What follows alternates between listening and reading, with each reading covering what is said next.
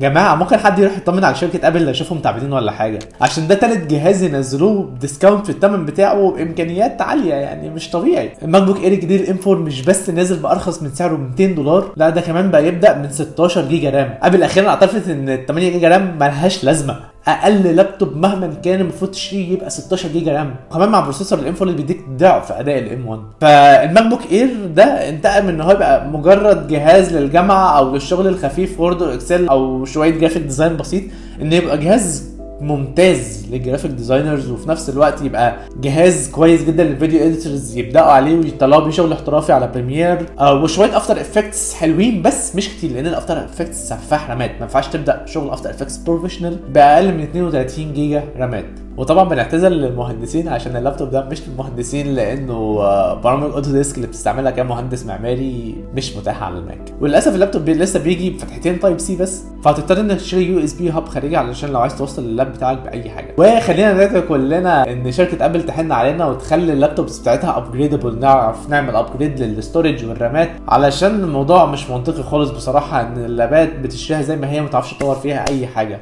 لا رامات ولا ستورج، وعلشان تطلع للنسخه الاعلى بتضطر تدفع مبالغ خرافيه. واحسن حل ممكن تعمله في الاستورج دلوقتي انك تجيب اقل نسخه في اللاب في الاستورج 256 جيجا وتشتري لك اس اس دي اكسترنال توصله وتخلي شغلك كله عليه، ده احسن اوبشن دلوقتي. واوعى تطلع للنسخه الاعلى في المساحات لان اسعارها غير منطقيه بالمره.